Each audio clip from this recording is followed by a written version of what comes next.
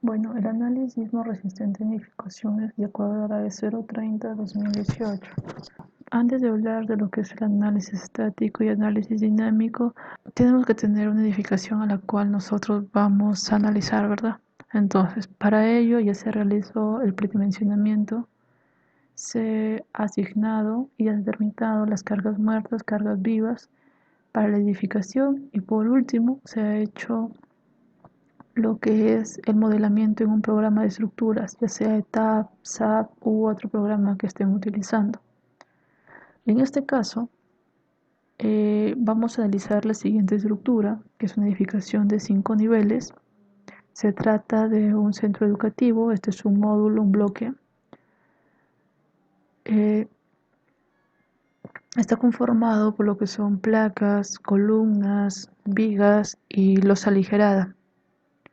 Ok, se está considerando una carga para la azotea viva de 100 kilogramos por metro cuadrado y para los niveles inferiores, primero al cuarto nivel, carga de 250 para las aulas y corredores o escaleras pasadizos son 400 kilogramos por metro cuadrado.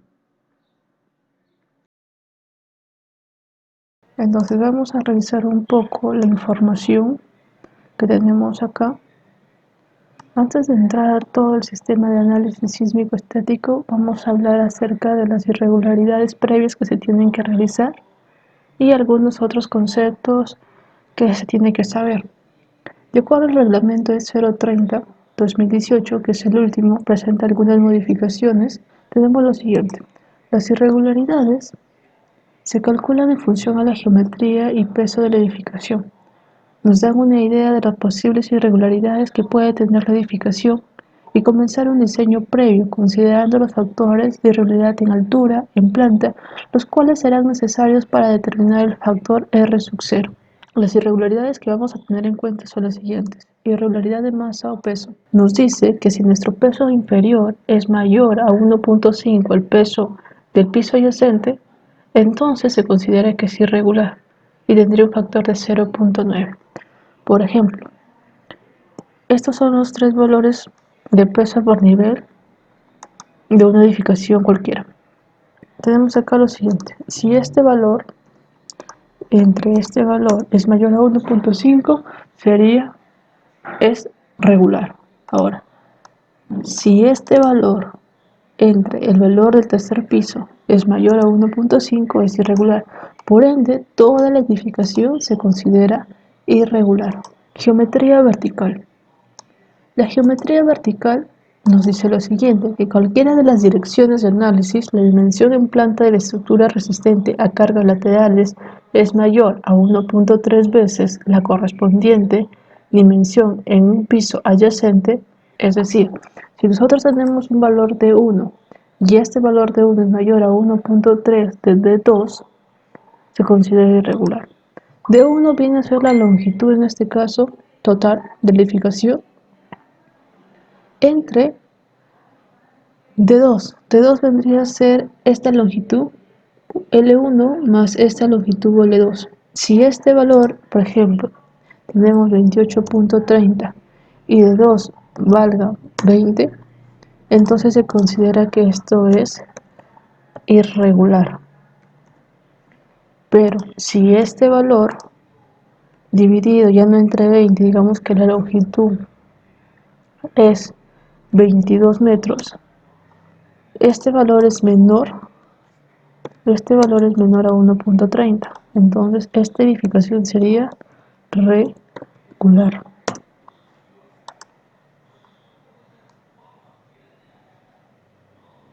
Discontinuidad en el sistema resistente.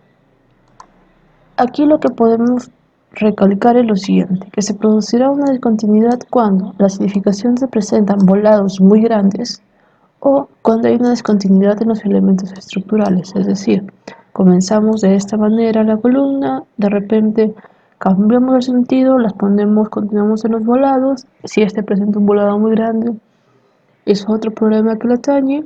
Lo más óptimo es elaborar estructuras de este tipo. Ok, además nos dice la norma que cualquier elemento que resista más del 10% de la fuerza cortante se tiene un deslizamiento vertical tanto por un cambio de orientación como por un desplazamiento del eje longitudinal mayor al 25% de la correspondiente dimensión del elemento. Se presenta esquina entrante en edificaciones de forma irregular geométricamente, en L, en T, en H, que son figuras irregulares, por lo cual no se recomienda hacer este tipo de edificaciones con estas formas geométricas. Lo que la norma nos dice es que si D1 es entre D2 es mayor a 0.20 es una edificación irregular. D1 viene a ser la longitud total, digamos, en Y, entre la longitud de la abertura o la esquina entrante en la misma dirección. Si esta división, digamos, entre longitudes es mayor a 0.20, se considera irregular. Discontinuidad en el diafragma. Lo que la norma nos dice o nos indica es lo siguiente. Si tenemos un área total de 60 metros y la suma de estos tres ductos es 8.5 metros cuadrados, tenemos un porcentaje de vacío de 14%. Es menor que 50, entonces no hay discontinuidad. Pero digamos que acá tenemos 15 metros, por acá 10 metros de abertura, de 50%, de 52%. Entonces se trata de una discontinuidad de diafragma, tiene que ser menor al 50%. El sistema paralelo básicamente nos habla de lo siguiente, que si existe, digamos, por ejemplo, si hablamos de estructura, no existe irregularidad por sistema paralelo, pero si existiera un muro inclinado que supere el ángulo de 30 grados, se considera un sistema no paralelo y sería irregular, y su factor sería 0.9. Eso sería lo que es irregularidades, lo que nos interesa o lo que vamos a realizar en un análisis previo sobre ellas. El segundo punto tiene que ver con los nodos de vibración. Bueno, este es un punto importante. Se cabe recalcar que los primeros modales, los tres primeros nodos son los más importantes y sus movimientos tendrían que ser primero y segundo translacional y tercero rotacional. ¿Cómo determinar los periodos? En RETABS nos va a botar una tablita con periodos y valores tanto en X, Y y Z. Los periodos se van a elegir de la siguiente manera, como este por ejemplo. Si el mayor valor está en Y, el primer periodo es de Y. El segundo mayor valor está en X, el periodo es de X y este sería el periodo de Z. Eso es lo que nos indica y es así como se determinan los periodos. La masa participativa nos indican estos valores. Esto vendría a ser las masas participativas. ¿Y qué nos dice? Que la masa participativa tiene que ser como mínimo mayor al 70%. Desplazamientos máximos. Los desplazamientos máximos los encontramos aquí y está en función del material. En nuestro caso, nuestro desplazamiento máximo es 0.07, ya que nuestro material predominante viene a ser concreto armado. Sistemas estructurales. El sistema estructural está basado en la siguiente forma. Esta es una tablita donde tenemos todos los valores del R sub 0 y en nuestro caso estamos trabajando con concreto armado. Se tratará de pórticos cuando la fuerza actuante la absorban las columnas en un 80%. Se tratarán de un sistema dual cuando las fuerzas actuantes sean absorbidas por placas entre 20 y 70%, y de 70 a 100% se considerarán que son muros estructurales. Esa sería toda la información previa que hay que tener acerca de ciertos valores.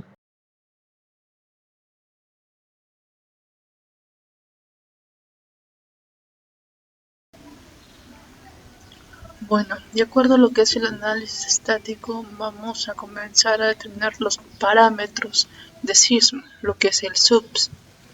Ok, nuestro proyecto está ubicado en lo que es el departamento de Lambayeque, provincia de Chiclayo, distrito de Chiclayo, por lo cual pertenece a una zona 4. La zona 4 tiene un valor Z de 0.45. Parámetros de sitio. En nuestro caso se trata de un tipo de suelo S2, por lo tanto S vale 1.05, el TP 0.6, el TL 2. Los valores de TP y TL nos sirven para determinar lo que es el C, y asimismo también nos permiten elaborar lo que es el espectro para el sismo dinámico. Si nosotros tuviéramos otro tipo de suelo, simplemente modificamos y estos valores automáticamente cambian, al igual que estos datos de acá. 3. Categoría del edificio. De acuerdo a la norma E030 existen 3 tipos de categorías. Categoría A, que son las esenciales, categoría B, que son importantes, y categoría C, que son las comunes. En las comunes son o se encuentran las viviendas, básicamente. Y cada uno de ellas tiene un valor de U diferente. En nuestro caso se trata de una edificación esencial tipo A2, que son colegios. Por lo tanto, el valor de U vale 1.5. 4. Restricciones de irregularidad. ¿Qué nos dice? Que al ser una edificación esencial tipo A2 no se permiten irregularidades. En los casos A y B sí se permiten irregularidades, pero no extremas. 5.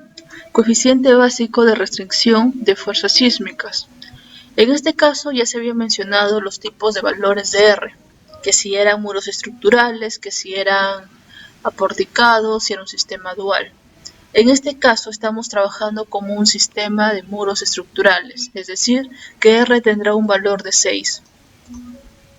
Si fuera dual, el caso sería 7.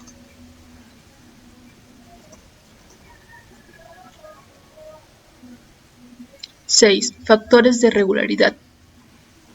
Dentro de los factores de regularidad, nuestra edificación la vamos a evaluar ahora mismo para ver que no se produzca ningún tipo de irregularidad, tanto en planta como en altura. Y vamos a determinarlo acá. Determinar irregularidades. Antes de eso, nosotros tenemos que determinar el ratio. El ratio tiene que estar en un valor entre 0.90 a 1.30 como máximo, el más favorable. Tener estructuras de 1.40, 1.50, 1.60 nos indica que son edificaciones pesadas. El tener valores de 3, 4, 5 indica que hemos cargado mal nuestra edificación en el programa. Es decir, en vez de colocar un valor de 0.2 toneladas por metro cuadrado, de repente hemos ingresado el valor de 2 toneladas por metro cuadrado. Entonces, esto también nos indica una señal que si está bien o mal cargado esta edificación y verificar en nuestro programa. Para ello es necesario el área y tener el peso por piso. De estos 5, digamos, tipos de cargas por nivel, nosotros hemos elegido 16. Digamos que se elige el peso promedio, el que más se pueda repetir, y lo dividimos entre el área. En este caso tenemos un ratio de 0.97. A ver, también podemos elegir el 286 y tenemos un ratio de 1.27. Como les dije, algunos te recomiendan que esté entre el rango de 0.90 y 1.20, otros entre 0.90 y 1.30. Y a ustedes va a depender de cómo lo tomen, ¿ok? En este caso lo voy a dejar que el máximo va a ser 1.30, tenemos 1.27 y eso sería lo correcto, entonces sería ok. Ahora sí, vamos a ver lo que son las irregularidades. Irregularidad en altura, ya hemos hablado de irregularidad en peso, geometría vertical, descontinuidad de sistemas resistentes y descontinuidad extrema. Acá tenemos los pesos, vemos que no se produce, no es irregular, todos tienen un factor de I. Geometría vertical, pues tanto de 1 como de 2 es lo mismo, ingresamos estos valores, serán iguales, por lo tanto no existe discontinuidad vertical. Discontinuidad en sistema resistente, pues nuestra estructura es de la siguiente manera y no hay volados extremadamente grandes, se mantiene el sistema. No hay una discontinuidad en los sistemas, en las columnas, placas, en fin. Entonces no tiene y este valor sería 1. Si tuviera, nuestro valor sería 0.8. Al no existir una discontinuidad en sistema resistente, menos va a existir una discontinuidad extrema. Irregularidades en planta. Bueno, tenemos lo que es la esquina entrante. En este caso, nuestro proyecto no presenta ninguna abertura, es una estructura regular geométricamente hablando. Por lo tanto, si analizamos las longitudes en Y, tanto en X, en este caso sería la misma. Aquí vamos a incorporar la longitud en X y aquí la longitud en Y. Bueno, al no existir, aquí básicamente Y sería 1, pero al no existir, digamos, esquinas entrantes o entradas en la edificación, vamos a considerar la misma longitud, tanto en X como en Y, para que nos considere como regular. Discontinuidad en el diafragma. No tenemos ductos vacíos, por lo tanto, no existe irregularidad por diafragma. Entonces, aquí ingresamos lo que es el área total de la edificación y acá el área de los vacíos, que sería 0. Si esta fuera mayor al 50% del área total, recuerden, hay irregularidad. Sistema paralelo, no tenemos muros inclinados en ninguna dirección, por lo tanto no tiene y este factor es 1. Aquí vamos a ingresar cada una de nuestras irregularidades obtenidas de nuestros datos y en este caso todas nuestras irregularidades 1 y las vamos ingresando manualmente. El periodo. Bueno, el periodo nosotros lo tenemos que obtener de lo que es el etapas. En este caso vamos a tablas, vamos a estructuras, modal y masas participativas, y esto lo exportamos. Si tienen el ETAPS 2016 es mucho más fácil, podemos seleccionar los datos que queremos y los copiamos. En este caso lo exportamos y tenemos esta tablita y lo que necesitamos son estos datos. Okay. Lo que necesitamos son estos 3 primeros modales: el 1, el 2, el periodo y las masas participativas. Las copiamos y las pegamos aquí. Ahora vamos a evaluar. Ok, vamos a evaluar de la siguiente manera. Para determinar el periodo se elegía el mayor, ¿verdad? Entonces vamos a indicar cuáles son los mayores. Tenemos este dato de acá y este dato de acá. Ok, entonces el periodo en X sería este valor, el periodo en Y este valor y el periodo en Z este valor, ¿verdad? Entonces, periodo en X y periodo en Y. Ahora, hay que recordar algo, que nosotros podemos determinar el periodo. La fórmula es que el periodo es 0.1 por el número de niveles, en este caso sería 5, nuestro periodo, ok, pero se considera para pórticos. Ahora, si nosotros hablamos de módulos estructurales o sistemas duales, se considera lo siguiente. Se considera el 0.1 por el número de pisos, que es 5, por un factor de 0.75, si fuera irregular, y 0.85 si fuera regular. Entonces, básicamente, estos serían nuestros periodos, pero nosotros podemos tomarlo que nuestro periodo tiene que estar en un rango entre 0.5 y 0.37, 0.42, ¿ok? Entonces, estos datos hay que verificarlos, ¿ok? Acá tenemos 0.52, 0.51 y 0.41. Entonces, para mí, mi periodo en este caso lo considero que está bien, está entre el rango. Nosotros podemos seguir reduciendo nuestro periodo. Entonces, si queremos lograr, digamos, el caso más óptimo, lo que hay que hacer es modificar nuestra estructuración, es decir, aumentar secciones, ya que el periodo está en función de la masa y la rigidez de la edificación. Entonces, podríamos aumentar secciones de columnas, vigas, y también podríamos incrementar lo que son longitudes de las placas. Pero en este caso yo lo voy a dejar con estos datos.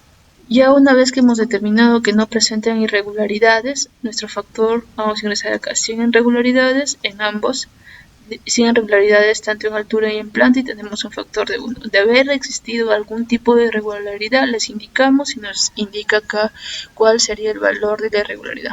Sería, digamos, la irregularidad más extrema, la que presenta el menor valor, le indicamos aquí. En este caso no tiene. Pasamos a los coeficientes de reducción de fuerza sísmica. El coeficiente de reducción sísmica es en función a ¿qué? Al R sub 0 multiplicado por la irregularidad tanto en planta como en altura. En este caso sería 6, se mantiene igual. 8. Determinar el valor C. Ok, el valor C va a depender básicamente de lo que es el sub. Estos valores ya los hemos obtenido anteriormente, el S, el TP, el TL, el R, que es este, el T, que es el periodo que hemos indicado, que ya lo viene arrastrando de esta tablita a este valor en X. Y lo que nos falta es determinar C. Entonces, para determinar C, ¿qué nos dice? Que C es igual a 2.5 siempre y cuando el periodo sea menor al TP. ¿Quién es TP? TP06. Entonces, nuestro TP cumple aquí y esto sería 2.5. Nuestra cortante tal sería 346.15. Si nuestro periodo hubiera sido mayor a 0.6, consideramos esta fórmula de acá. ¿Y qué nos dice? Que el C es igual a 2.5 por el TP entre el TL. Y si nuestro periodo hubiera sido mayor al TL, C es igual a 2.5 por TP por TL entre T al cuadrado, el periodo al cuadrado. Otra cosa que hay que verificar es este coeficiente. Anteriormente, en 2018, se consideraba que el C entre R debería ser mayor a 1.25. El coeficiente sísmico viene a ser lo que es el subs entre el R. Entonces el coeficiente sísmico sería 0.295. Ok. Determinar K. K viene a ser un coeficiente, el cual va a estar en función al periodo. Si el periodo es menor a 0.5 segundos, K tiene un valor de 1. Pero si nuestro periodo es mayor que 0.5, K es igual a 0.75 más 0.5 del periodo. En nuestro caso, nuestro periodo es mayor a 0.5, entonces K vale 1.013. Esto de acá viene a ser el peso de la edificación. Y este valor ya lo estamos arrastrando, es 1172. Y lo obtenemos de aquí. Es este valor de acá. Entonces, tanto el valor de K como el coeficiente sísmico es importante. Tanto K como el coeficiente sísmico que determinamos acá son valores que van a ingresar en el ETAPS para hacer un análisis estático mediante coeficientes. Pero hay otra forma, que es mediante las fuerzas sísmicas y el momento torsor, que hay que ingresarlas. Entonces, esto que se ha hecho acá es para la dirección X. Lo mismo tenemos que hacerlo para la dirección Y. Evaluamos nuestro periodo es menor que el TP, entonces C vale 2.5, verificamos el C, nuestro coeficiente sísmico, nuestro K es 1.01 y este viene a ser lo mismo. El análisis estático. Entonces, este valor de acá es lo que hemos hallado como coeficiente sísmico, que viene a ser lo que vamos a utilizar como coeficientes. Lo que deberíamos hacer también es por el otro método, que es ingresando las fuerzas y los momentos torsores.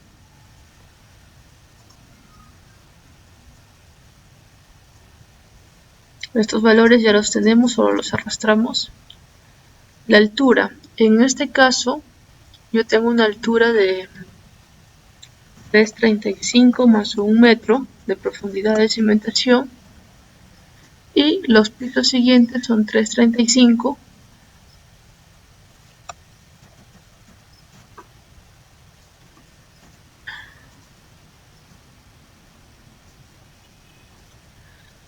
Ahora, lo que tenemos que determinar es el P por la altura. Entonces esto lo vamos a jalar acá. También calculamos alfa. Y por último determinamos las fuerzas y los momentos torsores. Para determinar el momento torsor tenemos que indicar acá, como estamos analizando en X, necesitamos, se toma la longitud Y. Ok, entonces este valor nosotros lo arrastramos, que sería este valor Y que lo tenemos acá, que es 27. Ese es el valor que estamos indicando. Y nuestra excentricidad se considera el 0.05 por la longitud. Entonces, si analizamos en X es la longitud en Y, si analizamos en Y es la longitud en X. Y esto mismo lo vamos a analizar para Y. Uy, ya. Acá sería...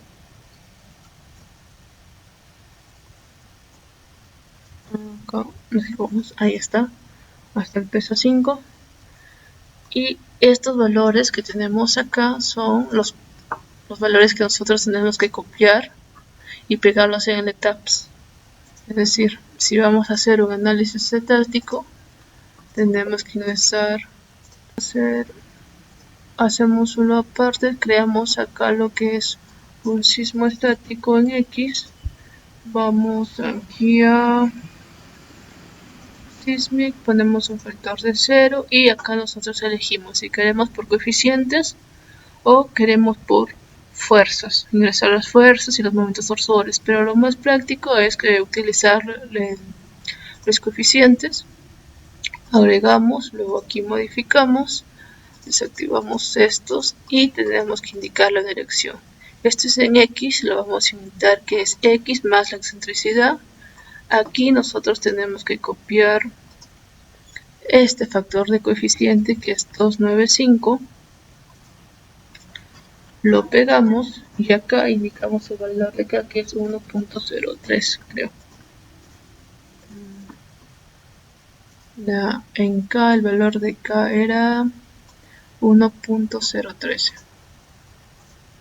1.013 y simplemente ponemos que de la misma forma que me creó el estático en X, creamos el estático en Y. Y luego sí, analizamos las derivas. Creamos aquí estático en Y, admitimos, modificamos, como es en Y, ponemos acá. Para empezar vamos a poner ese código que sea más Y. Si no es más Y, si no es menos Y, simplemente lo corregimos posteriormente en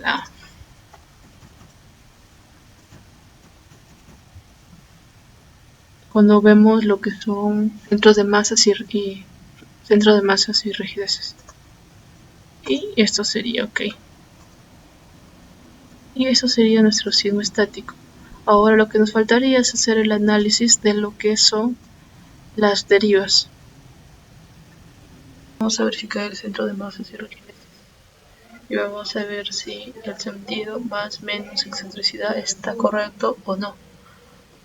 Entonces lo que vamos a hacer es ir a ETABS, ir a tablas, estructura, pedir acá centro de masas y rigideces y acá tenemos los 5 niveles. Entonces vamos a copiar estos datos de acá.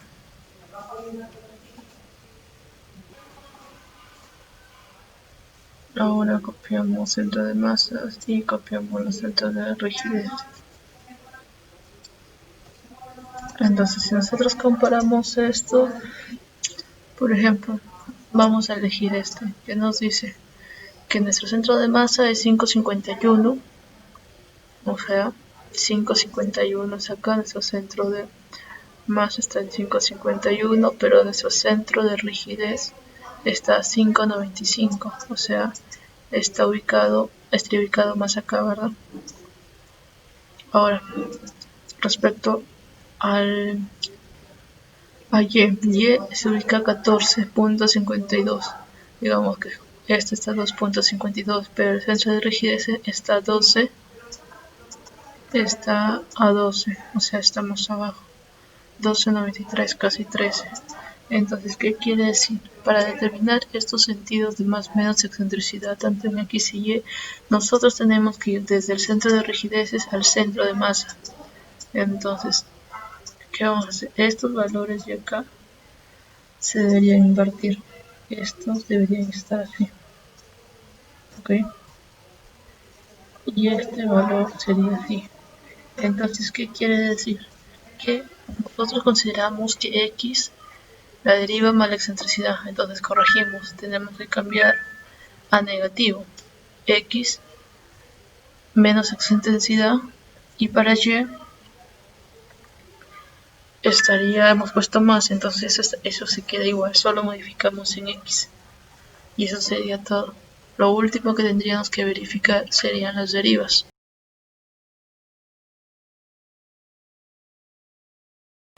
Vamos a pedir acá derivas. Vamos a hacer como que sea deriva estático en X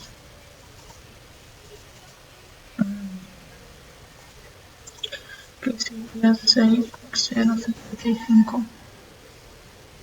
Ok.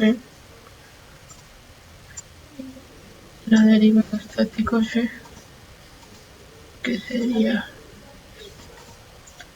ok. Vamos a correr el programa para que lo analice.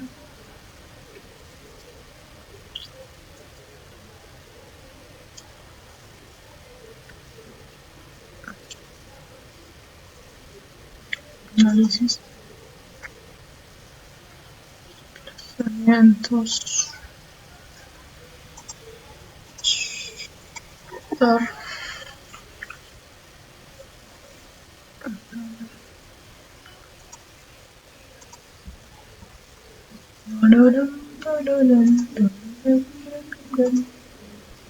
acá está, deriva en X, deriva en Y, y aquí tenemos estos otros programas. Vamos a pedir el sol en X.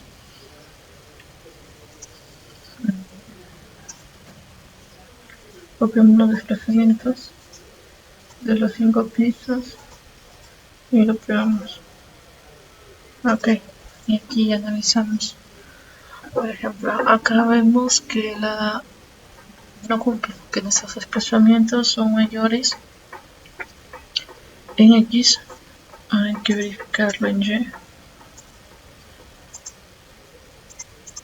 En Y vemos que los desplazamientos, estos serían desplazamientos en X, estos desplazamientos en Y. Entonces, Lo que estamos viendo es que tanto en X como Y no cumplen. Estamos trabajando con material de concreto armado, por lo tanto el desplazamiento debería ser menor a 0,07. En este caso, lo que debemos hacer es cambiar algunas secciones, verificar cuáles son los puntos que se están produciendo estos desplazamientos excesivos para poder reducirlos. Entonces, solo tenemos que cambiar secciones de los elementos, hacerlo más rígido para que esto cumpla. Y en la parte de derivas finales vamos a pegar los nuevos desplazamientos, los cuales deben cumplir. Y ahí acabaría lo que es el tema de derivas.